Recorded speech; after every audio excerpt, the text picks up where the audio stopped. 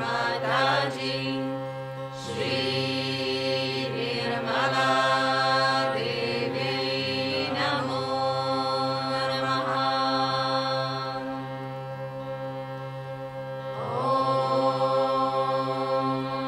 त्वमेव साक्षात् श्री गणेशा साक्षात् श्री आदिशक्ति माताजी श्री निर्मला देवी नमो नमः।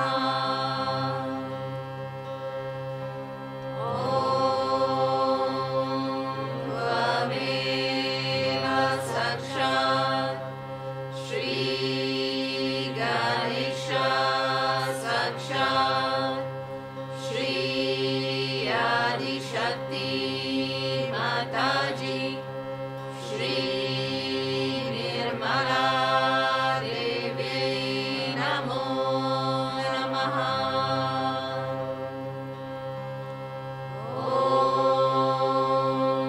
त्वमेव साक्षात् श्री गणेशा साक्षात् श्री आदिशक्ति माताजी श्री निर्मला देवी नमो नमः।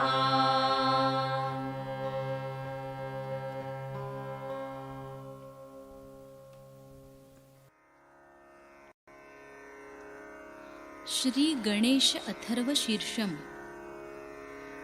ॐ नमस्ते गणपतये त्वमेव प्रत्यक्षं तत्त्वमसि त्वमेव केवलं कर्तासि त्वमेव केवलं धर्तासि त्वमेव केवलं हर्तासि त्वमेव सर्वं खल्विदं ब्रह्मासि त्वं साक्षादात्मासि नित्यं ऋतं वच्मि सत्यं वच्मि अवत्वं माम् अववक्तारम् अवश्रोतारम् अवदातारम् अवधातारम् अवानुचानमवशिष्यम् अवपश्चात्तात् अवपुरस्तात् अवोत्तरात्तात् अवदक्षिणात्तात् अवचोर्ध्वात्तात् अवाधरात्तात् सर्वतो मां पाहि पाहि समन्तात् त्वं वाङ्मयस्त्वं चिन्मयः त्वमानन्दमयस्त्वं ब्रह्ममयः त्वं सच्चिदानन्दाद्वितीयोऽसि त्वं प्रत्यक्षं ब्रह्मासि त्वं ज्ञानमयो विज्ञानमयोऽसि सर्वं जगदिदं त्वत्तो जायते सर्वं जगदिदं त्वत्तस्तिष्ठति सर्वं जगदिदं त्वयि लयमेष्यति सर्वं जगदिदं त्वयि प्रत्येति त्वं भूमिरापो नलो नीलो नभः त्वं चत्वारि वाक्पदानि त्वं गुणत्रयातीतः त्वं देहत्रयातीतः त्वं कालत्रयातीतः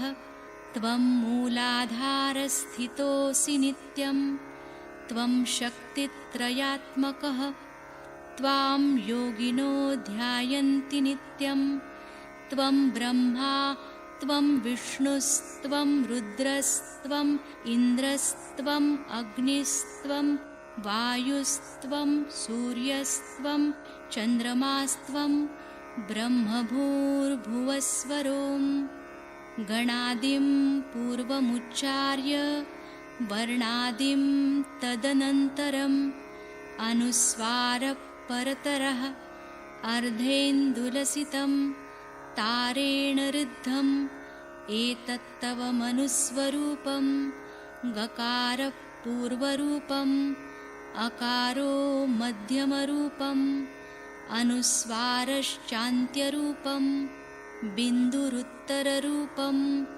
नादसन्धानं संहिता सन्धिः सैषा गणेशविद्या गणकऋषिः निच्छृद्गायत्री छन्दः गणपतिर्देवता ॐ गं गणपतये नमः।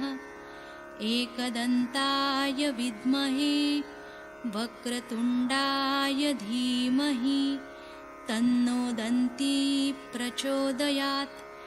एकदन्तं चतुर्हस्तं पाशमङ्कुशधारिणं रदञ्च वरदं हस्तैर्बिभ्राणं मूषकध्वजं रक्तं लम्बोदरं शूर्पकर्णकं रक्तवाससं रक्तगन्धानुलिप्ताङ्गं रक्तपुष्पैः सुपूजितं भक्तानुकम्पिनं देवं जगत्कारणमच्युतम् आविर्भूतं च सृष्ट्यादौ प्रकृते पुरुषात् परम् एवं ध्यायति यो नित्यं स योगी योगिनां वरः। नमो व्रातपतये नमो गणपतये नमः प्रमथपतये नमस्तेऽस्तु लम्बोदरायैकदन्ताय विघ्ननाशिने शिवसुताय श्रीवरदमूर्तये नमो नमः। साक्षात् श्री आदिशक्ति माताजी श्री निर्मला देव्यै नमो नमः।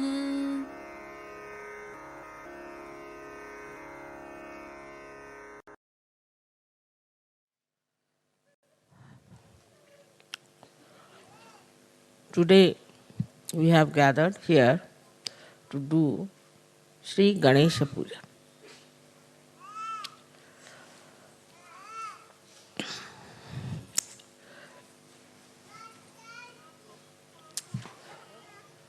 The first deity that was created by the Adishakti was Shri Ganesha. Because it was necessary first to create the deity of principles. The deity of principle in the sense that whatever is created, whatever is there, has called bhava, whatever has been so far created, up to human level, everything had to be through the implanted mechanism of energy. Otherwise, nothing could have been created.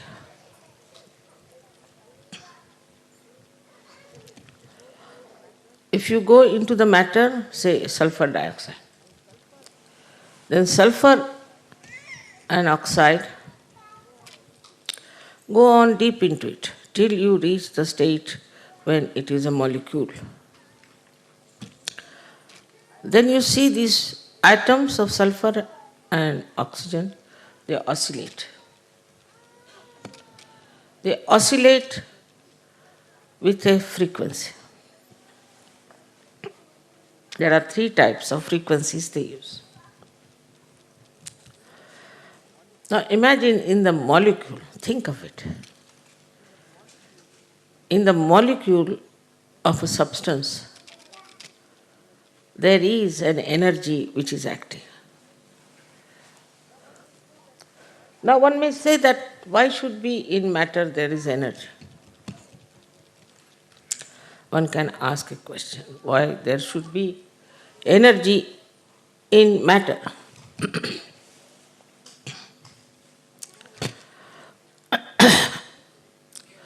If there was no energy in the matter,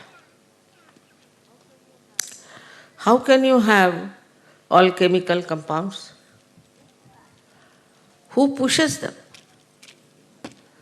Say you have sodium chloride. Sodium and chloride are attached to each other. But if the chloride has to go to some other atom, then who does that? There has to be some energy which is absolutely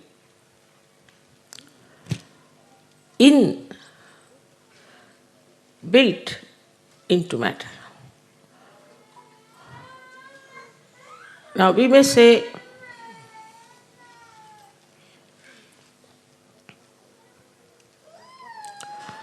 that what about water?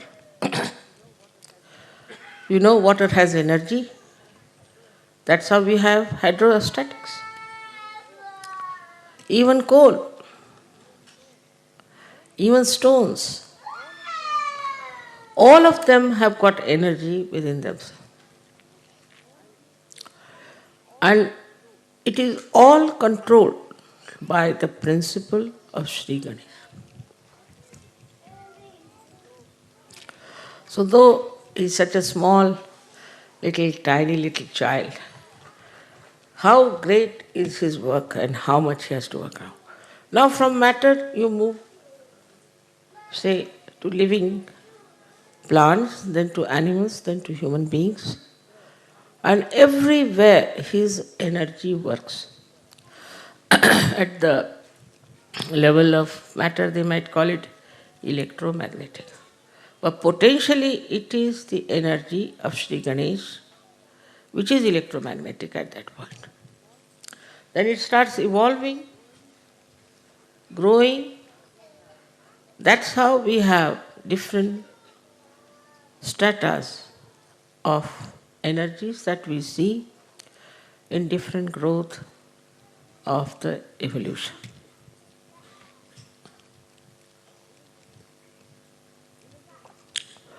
In the human being, it exists, as you know, as auspiciousness, as purity, mainly the innocence. So the power of innocence is such a guiding factor. There's a difference between ignorance and innocence. If you are innocent, then to you,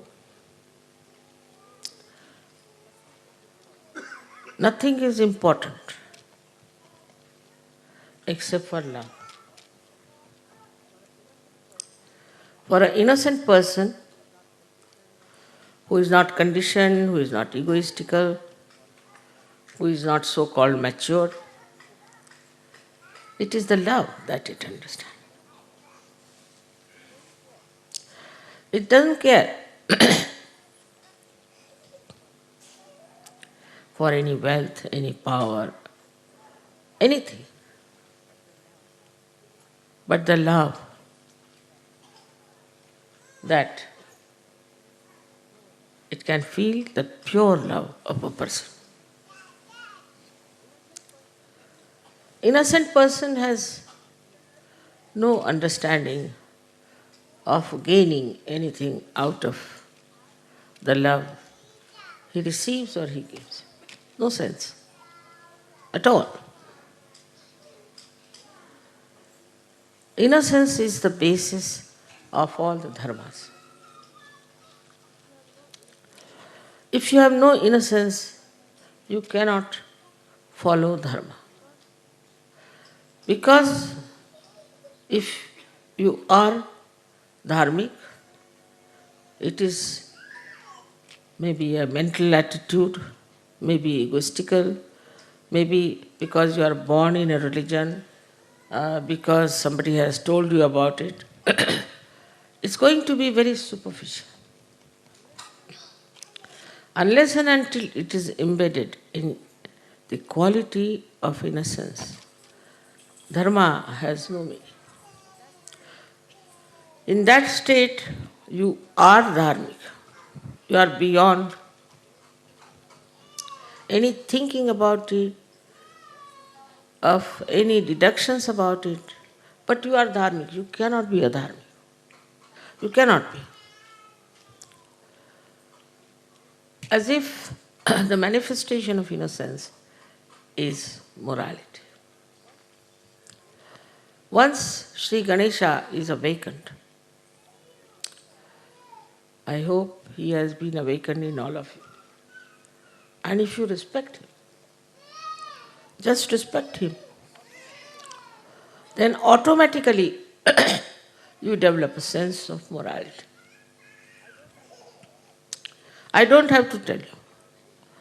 I don't have to explain to you. You just become moral.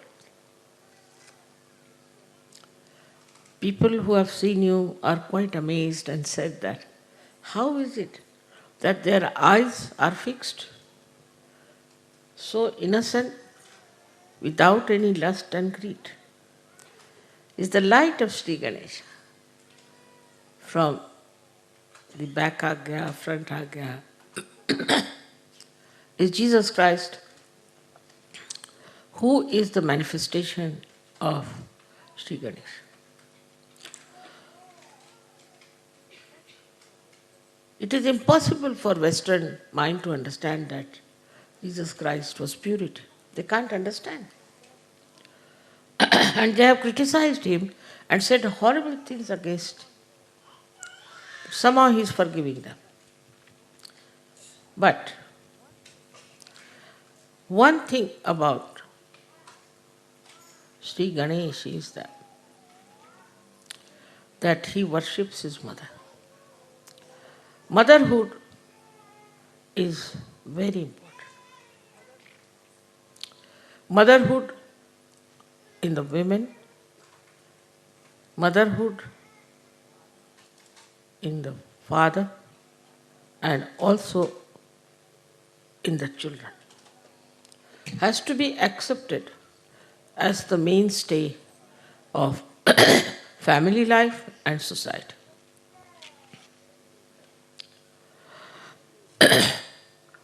The ordinary life of a human being, very simple, innocent, simple people, revolves around the mother. It revolves. But the mothers have to be mothers. As Shri Ganesha is so much surrendered to his mother, and who is his mother is Adishakti. He does not know anybody else, just knows his mother. This is extremely important in surgery. As we say, there is immoral human beings. They are doing immoral things. Because they are committing sin against the Adishakti. Committing sin against Ganesha, it may be forgiven. But committing sin against the Adishakti, it encompasses a very big area where we start seeing how we are committing the sin against the Adishakti, which ultimately Shri Ganesha punishes, ultimately. Actually, the Adishakti doesn't punish anyone. The deities only punish them.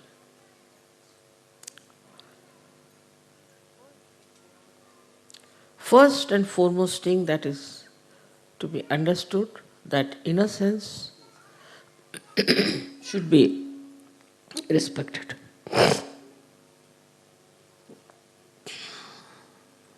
Looked after, nourished, and protected. That's why I'm very particular about the children. Children should not be exposed to the public.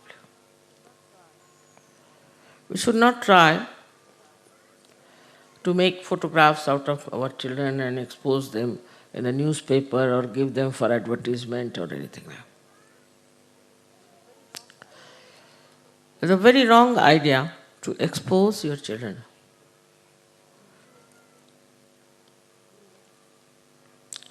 To gain some money out of them. In any way. In the smallest way also. Because we are selling the innocence which is invaluable, writ large on the children. Many children I know who have been advertised and all that, especially in India, have died. Also, we have to look after our children with great care. But we go to two extremes, I have seen. Some people are only worried about their own children. If anything happens to them, just get upset. That means you are respecting your child because he's your child. But if you are respecting him because he carries innocence with him, then you have to respect every child. And understand every child. What they talk, what they say, how they behave. Luckily, you all have got children now who are born realized. It's such a great thing, such a blessing. So on one side, we have to see how innocent they are and how they talk. I'll give an example. This Wolfgang was very serious. And his wife told me that we were taking him to the hospital. So his daughter says, "Why are you taking him to the hospital? There are no surjogis there. How will they correct his chakras?" Innocently said the correct thing. And they couldn't do. Doctors didn't do anything. I had to cure him. Take him to mother. Why are you taking him to the hospital? They see the right point and say the right thing because they are innocent, and innocence means they have pure attention. Pure attention for anything you need. Say music, for art, for anything you have to have pure attention. And that comes through your innocence. Say a person who is an artist and who is very money oriented, say for example, a person who is doing some paintings and all that. His art cannot become eternal art, cannot. That's why we see in modern times whatever art is created, it just comes and goes. It has no eternal value. Same with the modern music that they are having. The same thing is happening. It comes and goes. And no one knows where it has disappeared. Behind it is money orientation. And that money orientation results into a kind of a creation which is not perfect. All creations which were dedicated to God in the olden times are being today very much respected, and people pay a lot of money for that. Maybe at that time the artist must have suffered. But they understood, innocent artists understood very much that if we have to express, we must truthfully do it, not to please. not to please the people, not to please anyone, but to please God. As you know that Michelangelo had a big fight with this Pope here because he couldn't tolerate nonsense that was coming from the Pope. All the artists always have been fighting, real artists. So this innocence also gives you a power of self-understanding. You know where you stand. A person who is innocent knows very well that he is standing on the pedestal of virtues. He should not give in to all kinds of nonsensical things which are very popular, maybe fashionable, maybe accepted. For what? For what are we going to sacrifice our innocence? What is our gain? Maybe some people are too brilliant and they may try to show off with their brilliance for a short time, but they don't remain in the eternal history. They go as egoistical people or as very dishonest people. Nobody respects them. So there is a big attack on the innocence of people. Big attack. First it comes from children. As you see this nonsense that is going on, which we hear about, I can't even understand why they do it. They do it on children, these funny attacks of abusers. It's just because they want to kill the innocence. Perhaps those who do it have no innocence in them, and they don't want the children to have any innocence left in them. Otherwise, in India is something we can't understand, really, we can't understand. But it is becoming much more prevalent, much more fashionable now, because there is definitely an attack on innocence. Not only on children, but even on people who are innocent. Because those who have deliberations in criminality, in all kinds of sinful act, will never try to protect innocence, never. Because the juxtaposition is there. They are doing something which they think is the best. I don't know if they think that way, but I don't know what justifies their behavior like this, is to attack the innocence of children. In so many ways you will find this innocence is being attacked. If your children are doing well, if they are studying well, somebody might try to catch hold of them. If some person they find is an innocent person, they will try to put him into trouble. The innocence is itself is such a power that it challenges the hatred, the abusive nature of people. First of all, we should see that how our conditioning takes over our innocence. It makes you extremely ritualistic. Even in Sahaja Yoga I have seen, I have heard also, that people are extremely where is it? Ritualistic. Now the ritualism is like this, that you have to say something 3 times, you say 3 times, 7 times, like tied up people. I have seen some Sahajogis like that. And some Sahajogis I think they must be bhutish, get frightened with me. What is there to be frightened of me? Because they are bhutish, they are getting frightened. Otherwise, why should you?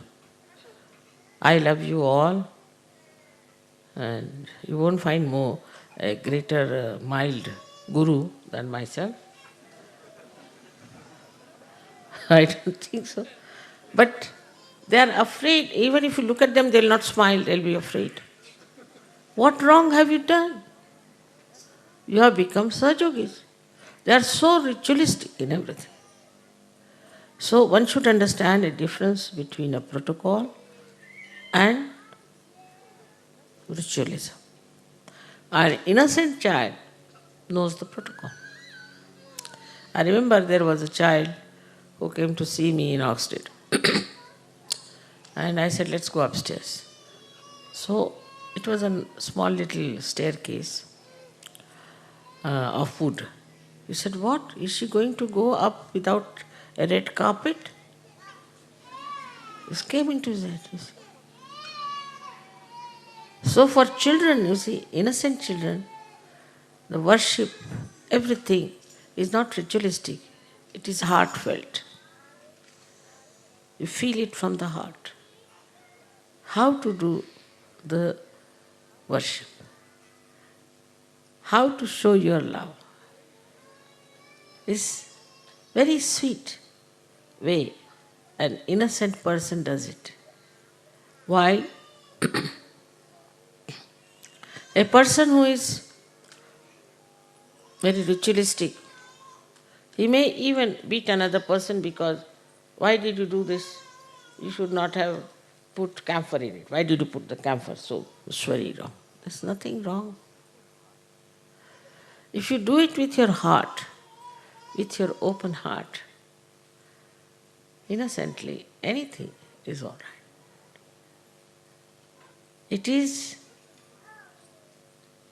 the open heart which is necessary, not the closed heart. Why did you do it? Why did you do it? Where did you see it? What happened? Nothing. Now you are in the kingdom of God. And here there are no such rules and regulations that you should be ritualistic. But everything has a double style. Now I say you need not be ritualistic. So, once I went into an ashram, I found everything was just like a pigsty. I said, what's this? Is this an ashram? Or what is it? So they said, Mother, you told us that you have to be innocent and you don't have to be ritualistic. So we thought, throw all the things wherever you feel like, what is there to be ritualistic? It's a very common thing with all the ashrama people, leaders tell me that Sahajogis have no sense at all of looking after the cleanliness of the ashram. They are least bothered. If it is their house, they look after. But if it is an ashram, they do not. It's very surprising. And I have seen, or I have heard, that the ashrams of bhutish and false gurus are absolutely spick and span. Really. It's very surprising. And even here in Kabela, people were telling me that they are living like animals. I said, animals are innocent, you know.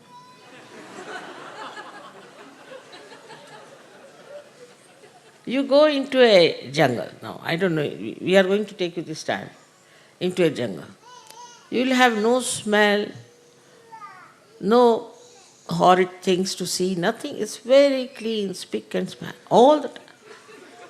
But you put one human being, you will immediately know there has been a human being.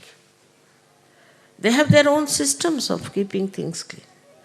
Even the tiger, who is an innocent thing, up to animal stage you are innocent. He has his own styles. I don't know if you know about a tiger or not, but a tiger will kill an animal because he has to eat after all. He's supposed to only eat animals, he doesn't eat grass. What to do? He's not a vegetarian. God has made him like that. So he accepts. Now he goes and kills the cow or anything. Then he leaves his kill there for the blood to ooze out. Nobody will touch that. Nobody. Because he is really the king, not out of fear, but a protocol. Then next day he goes, he eats, then his family eats and all that, and finished for the whole month. They come out. Then the lower animals start going there. Like you have, I don't know what you call them. Chitte kya bolta hai? I miss in English. I don't know if they have leopards. Leopards and all these animals come out. And they start eating. Then even lower and lower till the birds. Still the crow, they stay back. Last are crows. Can you imagine? Such a system there. They go all the way from Siberia to Australia. How do they manage? Think of it. What gives them direction is innocence. And the innocence is magnet. It's a magnet. Actually, it's a magnet. In a human being, you do not find a magnet because it has now evolved so much, but it starts just like a magnet. So they know which is north, which is south, east and west. Even a little bee, you find, and put a mark on it. It goes to the place from where it has come. How does it find? Its own way. Is the innocence is like a magnet, acts like a magnet. Even in the fishes. Just imagine how fishes have direction. We don't have. Human beings can be lost. Many times I am lost with so many drivers I've had.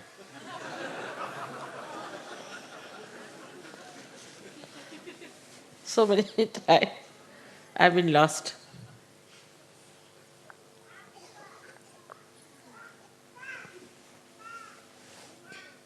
But animals never. If you take a dog and you don't want the dog, you leave him about, say, 50 miles away, he'll come back. How does he find the way?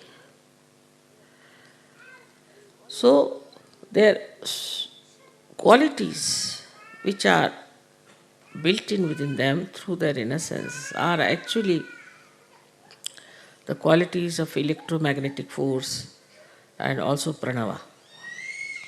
That is, when electromagnetic force is charged with Ganesha's principle.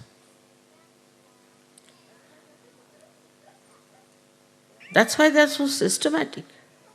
They are so clean. They are so sensible.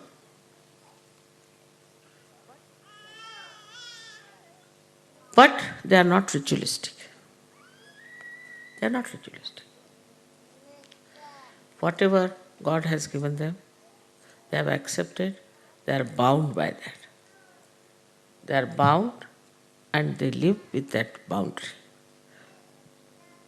Even if you go up to the stage of animals which live with human beings, they too are very affectionate. They just want love, nothing else. See, one day if you do not care for your dog, he will just not eat his food. Not eat his food. You wouldn't care for the food. It is so remarkable, even I have seen among children, how they just want love. They don't accept anything else but love. But as soon as they start growing up, you see, especially in a materialistic world, then the whole materialism comes. So the second way we kill our children's innocence is putting materialistic ideas into their heads. Of course, the media is there, which is selling nowadays a teddy bear which has a birthday. Teddy bear has a birthday. Can you imagine? So everybody is buying teddy bear with a birthday. Because the parents don't want to be in the company of children.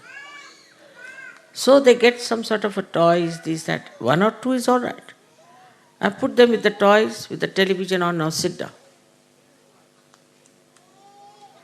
Children start becoming naturally materialistic.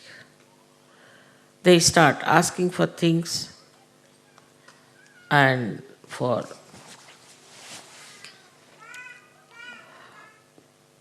demands of such kind that sometimes one is surprised. You take a Western child to the market and you had it, but you take Indian children, they'll never take anything. Really, it's so difficult to make them, at least I have seen my own grandchildren and other. You take them, it's a headache to buy even another pair of shoes for them.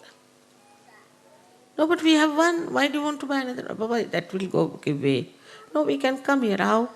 We can come in the car or else we can walk. But you will have no shoes, nothing. One is all right. Why to have two? You give them money, they'll buy one small little thing and come.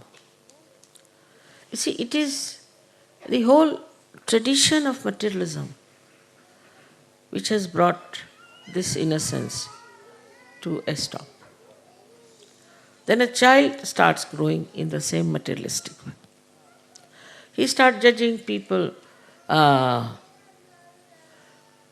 like how many cars you have.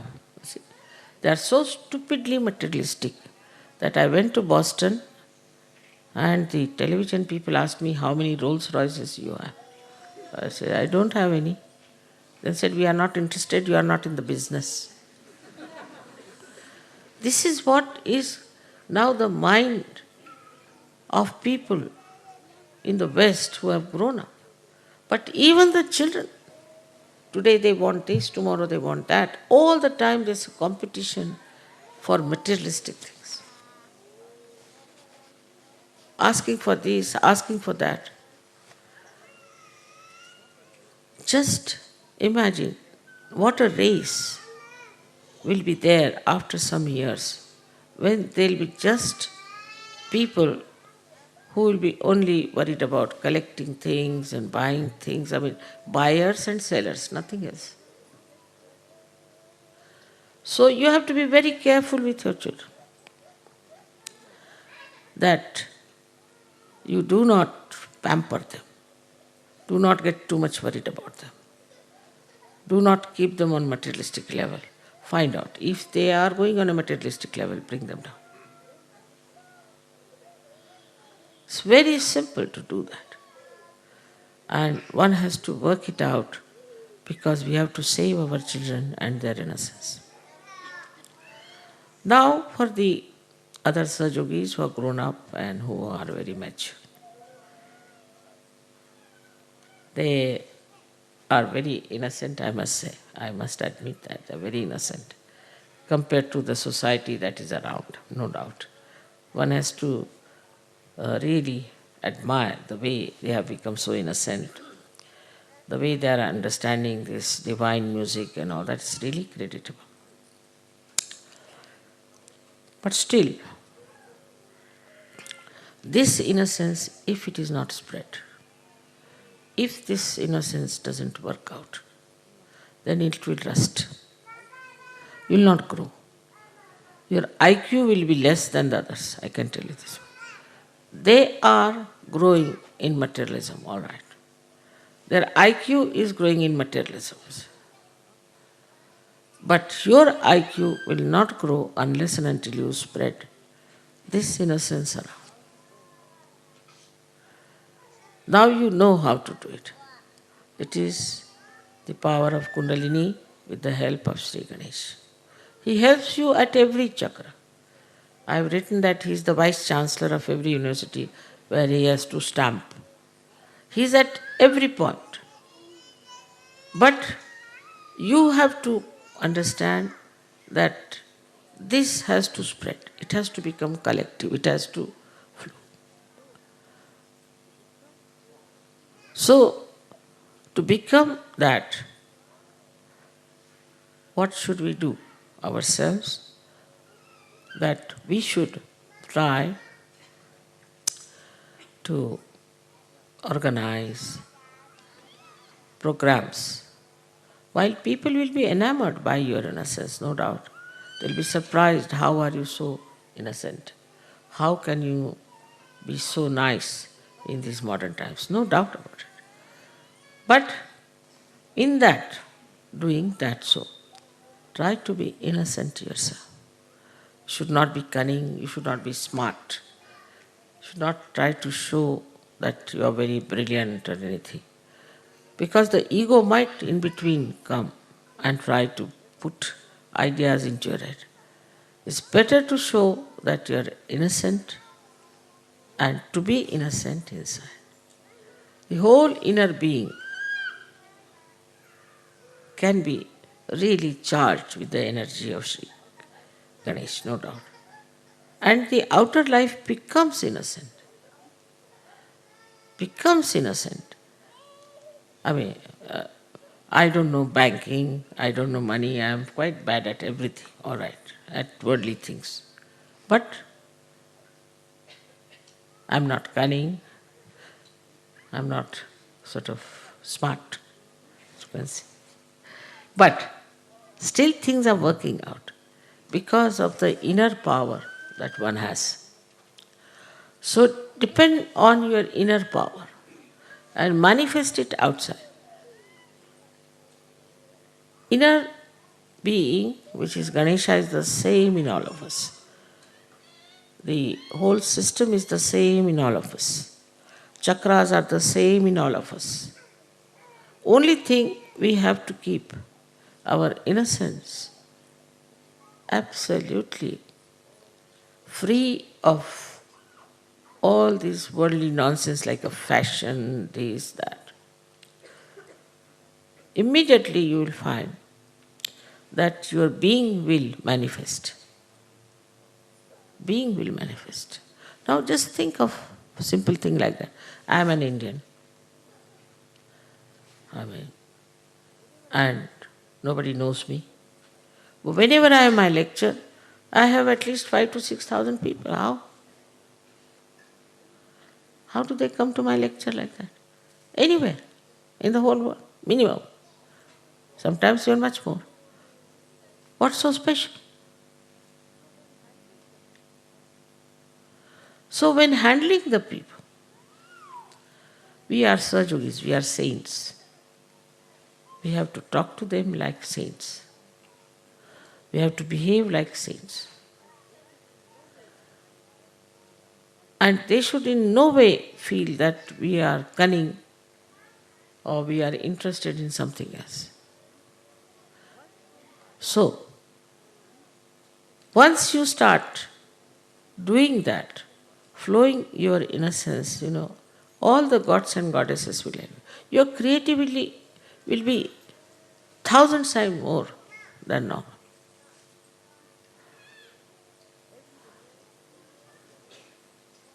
Everybody has to think how we are going to spread it. Like I was happy to know that in America, of all the places, they have got hold of the senators. Very good at it. Let us see if it works. So we have to find out all the ways and methods and all the styles which will behove a saint, not a politician or these days, of course, all the sports people are heroes. I mean, if you want to become a hero, you become a sportsman. Not like that, but like a saint. And saintliness is respected, whatever may be the situation. Whatever may be the situation.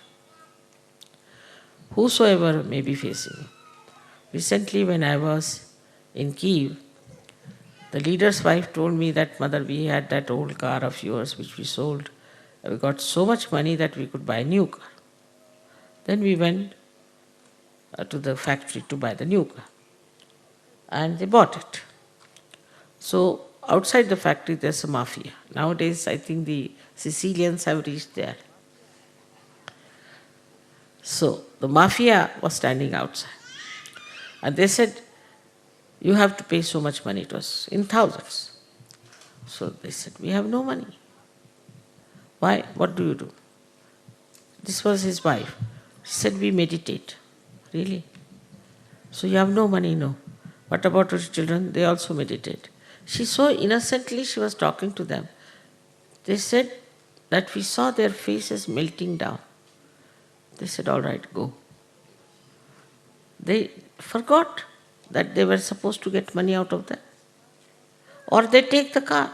They confiscate the car or take the money. They said, all right, go. They told me this story.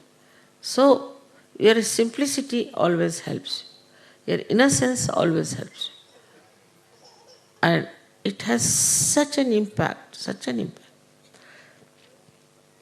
I tell you that a personality, what we call in Sanskrit is a vigraha. Vigraha means a personality which has a coefficients. The person who is innocent has such a great coefficients that it can charm anybody.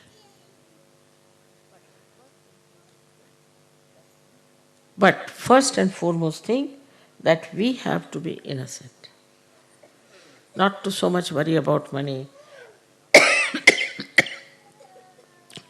not to count everything, not to worry about food. But this is not to be done with deliberations but innocence. Where you sleep, what you do is not important to a saint. It lives the way one has to live. Because his nourishing point is innocence.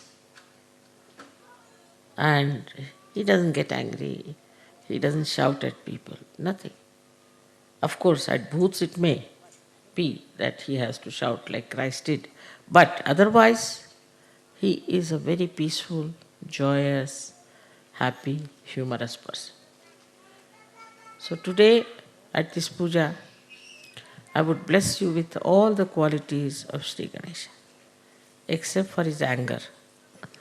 May God bless you.